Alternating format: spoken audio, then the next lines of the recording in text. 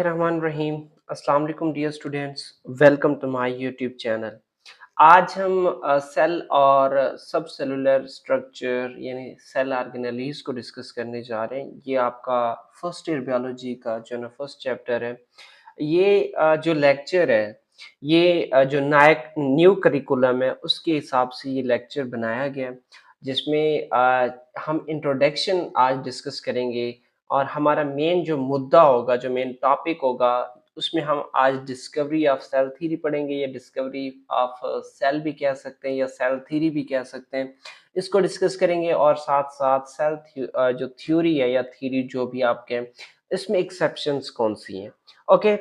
और एक और चीज़ है यार, ऐसे मज़ीद वीडियोज़ के लिए मेरा चैनल इसको सब्सक्राइब कर लें। वैसे भी आपको पता है कि आप लोग डिवाइड हो जाते हो, बायो के बहुत ही कम बच्चे आ रहे हैं हमारे अ, तो इसीलिए आपको ये जो सपोर्ट है वो बहुत ज़्यादा चाहिए यार हमें। चलें, हम अपने लेक्चर की तरफ चलते हैं। मैंने बहुत सारी लेक्चर्स वीडियोज़ ऑलरेडी अपलोड करके रखी हैं, लेकिन फर्स्ट ईयर की बहुत ही कम है और इंटरमीडिएट लेवल पे यार बहुत कम है। मैंने हायर लेवल पे बहुत सारे लेक्चर अपलोड किए हैं। ओके, आप यही चाहते हैं कि अगर मैं इंटरमीडिएट लेवल पे सही से वर्क करूँ, तो उसके लिए आप लोगों को मुझे सपोर्ट करना होगा। ओके, और इंशाल्लाह बाकी मैं अपनी तरफ से सपोर्ट करूँगा, आप लोगों को नोट्स भी प्रोवाइड करूँगा, आप लोगों को टेस्ट भी प्रोवाइड करूँगा, एटसेक्ट्रा, एटसेक्ट्रा, एटसेक्ट्रा। ओके, चलें जी, हम स्टडी करते हैं।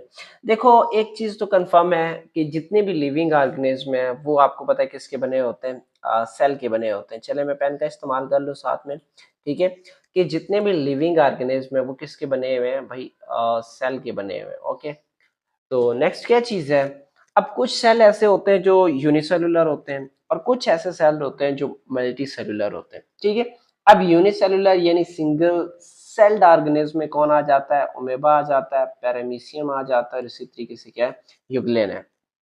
और बाकी अगर आप बात कर लो प्लांट्स और एनिमल्स की, तो वो किस में आ जाते हैं? मल्टी सेलुलर में आ जाते हैं। आपको अमीबा का डायग्राम भी दिख रहा है, यूग्लेना का भी दिख रहा है और पैरामीशियम का भी दिख रहा है।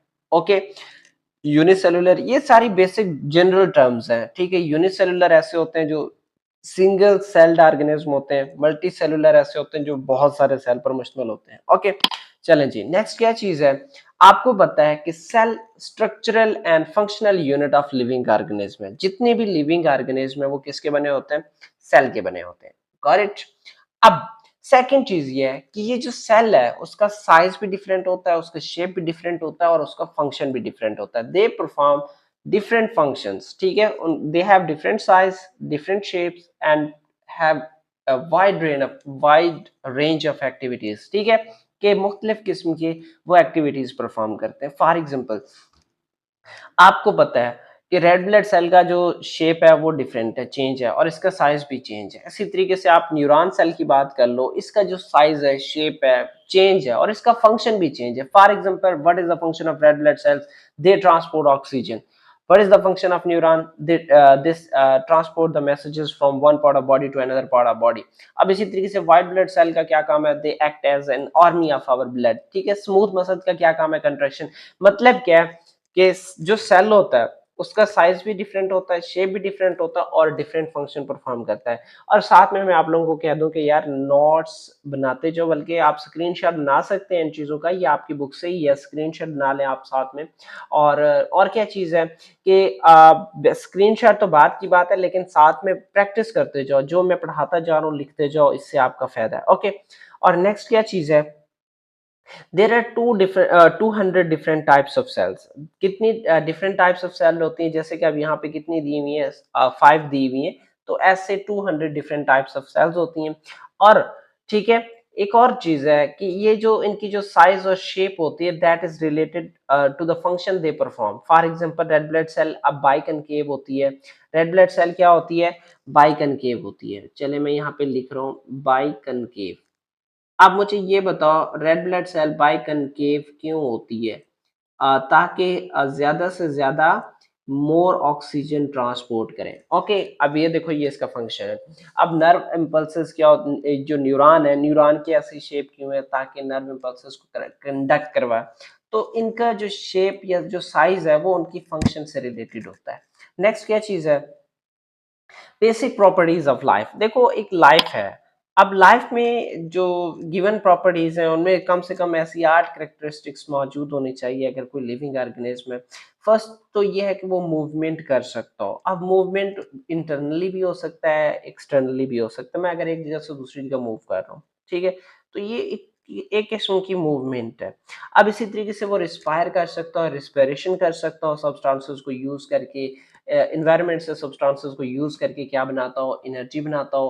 और इसी तरीके से हम कह सकते हैं कि होमियोस्टेसिस, होमियोस्टेसिस का क्या मतलब है कि भाई बाहर जो भी चेंजेस आ रहे हैं, फर्क नहीं पड़ता, अपने को जरा सा भी फर्क नहीं पड़ता। अगर किसी चीज से फर्क पड़ता है तो अपना अपना इंटरनल एनवायरनमेंट सिस्टम है कि भाई अपना जो इंटरनल एनवायरनमेंट सिस्टम है बॉडी का वो मेंटेन रहे। बाहर भाड़ में जाए जो कुछ हो रहा है होने दो, ठीक है? अपने बॉडी का वही ना कि आपके बॉडी का टेम्परेचर कितना होता है? शाबाश 37 डिग्री सेल्सियस। आप लोगों ने तो बोला ही नहीं है, फिर भी मैंने आप लोगों को शाबाश कह दी है। ठीक है, नेक्स्ट क्या चीज है? ग्रोथ बेटा। अब ग्रोथ आपको पता है कि living things can move and change their size और शेप, अपनी शेप भी चेंज करते हैं वक्त विद रिस्पेक्ट टू टाइम, उनकी साइज भी चेंज होती है और वो मूव भी करते हैं from one place to another place. ठीक है, जिंदगी तो भाई वो यार कहते हैं यार बड़ा वो बंदा बड़ा तेजी से ग्रो कर रहा है, ठीक है? तो इट्स आल्सो पॉसिबल। नेक्स्ट क्या चीज है? रिप्रोडक्शन। ऑर्गेनिज्म जितने भी हैं वो सेक्सुअली या एसेक्सुअली रिप्रोड्यूस कर सकते हो, ठीक है? और नेक्स्ट क्या चीज है? एक्सक्रीशन। अब एक्सक्रीशन का मतलब है कि अपनी बॉडी का होम्योस्टेसिस मेंटेन करने के लिए वो वेस्ट प्रोडक्ट को एक्सक्रीट कर सकते हो। नेक्स्ट क्या है? न्यूट्रिशन। अब न्यूट्रिशन क्या है कि the living thing exchange material and gases with their environment. कि देखो अब हम क्या करते हैं कि लिविंग थिंग्स हैं। अब फॉर एग्जांपल हम एनवायरनमेंट से फूड ले रहे हैं, ठीक है? और इन रिटर्न हम क्या करते हैं, हमारी फूड की ब्रेक डाउन होती है, वहां से एनर्जी रिलीज होता है, carbon dioxide as a waste material release होता है। अब वो वेस्ट मटेरियल भाई कहाँ चला जाए? गैस, कार्बन डाइऑक्साइड गैस है, वो किस में चला जाता है? एनवायरनमेंट में चला जाता है। तो लिविंग थिंग्स क्या कर सकते हो कि मटेरियल को भी एक्सचेंज कर सकते हो और गैसेस को भी एक्सचेंज कर सकते हो विद देयर एनवायरनमेंट। चले next, discovery of cell theory या सेल थ्योरी, ये हमारा मेन पॉइंट है। सबसे पहले भाई इंग्लिश साइंटिस्ट रॉबर्ट हुक ने ये सेल थ्योरी पेश की थी। अब उसने क्या देखा? उसने एक्चुअली कार्क टिश्यू। अब कार्क टिश्यू क्या होता है? ये हमारे लिए बड़ा अजाब अजाब सा क्वेश्चन है। मैं अक्सर मैं खुद अपने लेवल पे कंफ्यूज होता था यार, ये कार्क का मतलब क्या होता है? बेटा जी, कार्क आप वुड की बात कर लें, लकड़ी का एक टुकड़ा ले लें, उसे दरख्त का टुकड़ा ले लें, उसे अगर काट दें तो वहां पे एक ऐसा ऐसा स्ट्रक्चर बनेगा, ठीक है? ये जो ये आपको यहाँ पे दिखाई दे रहा है, ऐसा स्ट्रक्चर बनेगा। अब इस स्ट्रक्चर में ये जो ये आपको ये छोटे छोटे ये स्ट्रक्चर गैप दिखाई दे रहे हैं। अब इन गैप में ऐसे ओपनिंग्स होती हैं जैसे ये दिखाई दे रहा है। अब इसका क्या मतलब है कि एक एम्प्टी स्पेस है। क्या है? एक एम्प्टी स्पेस है और उसके आसपास वॉल मौजूद है। ये जो आपको लेयर नजर आ रहा है, तो उसने कहा कि जो कार्क है वो किसका बना हुआ है? एम्प्टी स्पेसेस का, और उनके आसपास क्या मौजूद है? वो आ, वाल मौजूद है। अब उसने बाद में उस वाल को किसका नाम दिया कि दैट इज सेल वाल। और उस कार्क जो कार्क है उसकी जो स्पेसेस है उसको उसने किसका नाम दिया? सेल्स का, ठीक है? और यही चीज को रिलेट करती थी किससे? हनीकॉम्ब से। जो हनीकॉम्ब उसकी जो स्पेसेस है ना, ठीक है, उसने जो बीच वाला जो स्पेस है उसको उसने सेल का नाम दिया और उसको कवरिंग के लिए क्या किसका नाम दिया कि ये सेल वाल है, ठीक है? So he called the spaces in the cork as cell. अब यहाँ पे जितनी भी ये स्पेसेस गैप मौजूद है उन गैप को उसने किसका नाम दिया? सेल का नाम दिया। उसकी शक्ल भी देख लो आप लोग, बाद में भूल जाओगे। नेक्स्ट क्या चीज है? शील्डन और शिवान का क्या काम है? शील्डन भी जर्मन बायोलॉजिस्ट था, ठीक है? He was a German biologist, similarly he was also German biologist. But जो शील्डन है उसने वर्क किया प्लांट सेल पे और शिवान ने किस पे काम किया? एनिमल सेल पे। शील्डन ने क्या कहा था कि जितने भी प्लांट सेल्स हैं वो किसके बने हुए हैं? सेल के बने हुए हैं। शील्डन ने क्या कहा? All the plants are made up of cell, structural and functional unit of plant is known as cell. ठीक है, उनका जो बेसिक यूनिट है वो सेल है, सेल से बने होते हैं। अब दूसरी तरफ शिवान ने क्या कहा? भाई उन्होंने कहा था कि जो एनिमल सेल्स है, अब उन एनिमल सेल्स में क्या मौजूद नहीं होता भाई? सेल वॉल मौजूद नहीं होता। तो सेल वाल मौजूद नहीं होता, तो those are covered by a membrane, उसका नाम क्या है, सेल मेम्ब्रेन। अब नेक्स्ट क्या चीज है कि he recognise that apart from the cell, अब देखो वो कह रहे हैं कि सेल वाल को छोड़ के बाकी सारी चीजें, सारी फीचर्स ऑलमोस्ट क्या होती हैं, प्लांट और एनिमल्स की आइडेंटिकल है। फॉर एग्जांपल देखो भाई, दोनों में सेल वाल मौजूद है, यस। दोनों में साइटोप्लाज्म मौजूद है, यस। दोनों में न्यूक्लियस मौजूद है, यस। दोनों में राइबोसोम मौजूद है, यस। दोनों में माइटोकॉन्ड्रिया मौजूद है, यस। तो अब बताओ भाई, सेल वाल के अलावा बाकी उसकी फीचर्स मिलती जुलती हैं कि नहीं है, मिलती जुलती हैं। ओके जी, ठीक है। तो ये किसने कहा था, शिवान ने कहा था। नेक्स्ट जो ना चंद ये भाई वो आपके जालिम शख्स हैं जिन्होंने ये डिस्कवरीज की थी और आपको अजाब में डाल दिए, ठीक है। तो रॉबर्ट हुक भी है, मैथियस शील्डन भी है, थेडर शिवान भी है, रुडोल्फ विर्चू भी है। अब ये जो रुडोल्फ विर्चू है, उसको आप फिरको का नाम भी, फिरको भी कहते हैं। अब उसने क्या कहा था कि the new sales developed by the division of pre existing sales. अब पहले वाले जो सेल्स हैं वो डिवाइड होते हैं और न्यू सेल्स बनाते हैं। अब सेल डिवीजन का क्या मतलब है, माइटोसिस मियोसिस पढ़ चुके हो, ठीक है। जिसमें क्या होता है, वन सेल है, वन सेल से कितने बन जाते हैं, टू सेल्स बन जाते हैं, जिसमें number of chromosome remain constant भी हो जाता है और number of chromosome remain half भी हो जाता है। अब मुझे ये बताना है यार, आप लोग नहीं आते, मैं हैरान हूँ आप लोगों पे, ठीक है। मुझे ये बताओ कि ऐसा कौन सा डिवीजन है जिसमें नंबर ऑफ क्रोमोसोम सेम रहता है और ऐसा कौन सा डिवीजन है जिसमें number of chromosome reduce to half हो जाता है। कमेंट सेक्शन में कमेंट किया करो, I need your comments, just do it. Okay, चलें जी, हम नेक्स्ट चलते हैं।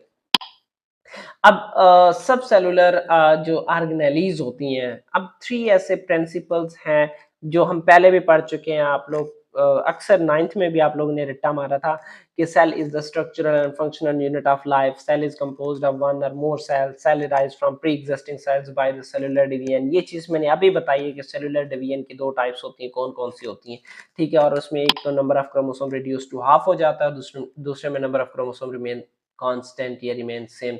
तो ये चीज भाई आप लोगों ने मुझे बतानी है, I am just waiting for your comments. Okay, चले नेक्स्ट चले। अच्छा, अब इन ये जो सेल थ्योरी है, अब इससे 3 मॉडर्न जो कंसेप्ट ड्राइव किए गए हैं। फर्स्ट ये है कि जो एनर्जी है मूव थ्रू सेल्स। अब सेल टू सेल एनर्जी क्या होती है, ट्रांसफर होती है, मूव होती है। अब जो जेनेटिक मटेरियल है वो ट्रांसफर हो जाता है सेल में, ठीक है। तो आपको पता है वो जेनेटिक मटेरियल कौन होता है, डीएनए होता है। All cells share same primary chemical makeup। अब जितनी भी सेल्स हैं वो बेसिक चीज से बने हुए होते हैं, ठीक है। प्राइमरी उनका जो मेकअप होता है ऑलमोस्ट क्या होता है, सेम होता है, ठीक है। यहाँ तक बात क्लियर है, चले जी नेक्स्ट चलो। अब एक्सेप्शंस, सेल थ्योरी तो बनाएगी लेकिन कुछ ऐसे सेल्स हैं जो फॉलो नहीं करते सेल थ्योरी को। फर्स्ट ऑफ ऑल आपको पता है सबसे मेजर जो एक्सेप्शन होता है वो वायरसेस का होता है। आप लोगों ने चैप्टर 9th में आप लोगों ने डिटेल से पढ़ा था कि viruses are considered as cellular as well as acellular, ठीक है। अब वाई, ठीक है। अब उनके पास कोई स्पेसिफिक सेल मशीनरी नहीं होती, वो खुद ग्रो नहीं कर सकते, अब वो खुद रिप्रोड्यूस नहीं कर सकते, हर चीज के लिए वो दूसरों पे डिपेंड करते हैं। अब मेन चीज क्या है, यहाँ भी लिखा हुआ है कि viruses are alive but when they live inside their host cell के अंदर रह रहे हैं तो लिविंग है, otherwise they are non living thing. चलें जी नेक्स्ट क्या है, they are considered to behave dead when the outside of the host cell. जब भाई वो कह रहे हैं कि होस्ट सेल मौजूद नहीं होगा तो वो मरे हुए पड़े हैं, ठीक है, कोई उनका फंक्शन नहीं है।